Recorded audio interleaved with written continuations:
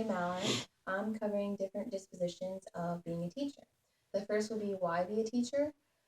What do I have to offer? What do I possess? One of the things I possess is experience. I have been running an in-home childcare for over a decade in my home, working with children from birth to 12 years old. I do like my job and I do enjoy it, but I would like to change my career path and start working with adolescents, teenagers in a high school environment.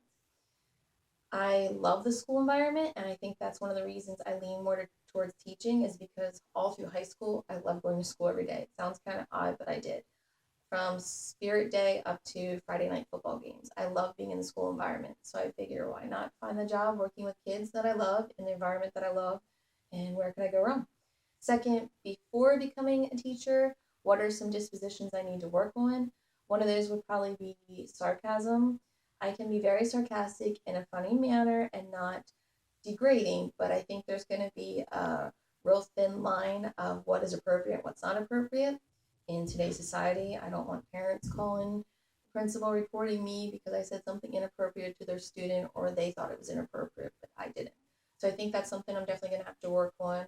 Also, I'm going to have to work on learning to take criticism from parents and understanding that they have a right to say what they think. In the same way, working with them, with their student, that's something I'm definitely going to have to work on. And lastly, something that I personally think I'm going to struggle with is understanding how to deal with the impossible student.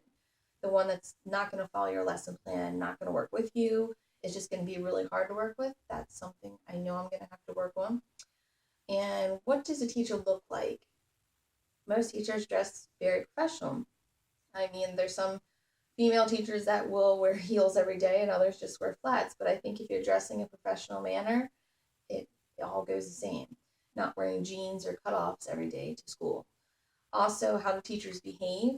It's important to understand that teachers need to behave professional in and out of the school. Yes, you're being professional in school and appropriate, but that's important to do out of school, such as sitting at a football game. You don't want to say something inappropriate or do something inappropriate because you are being watched by the town and society at all times.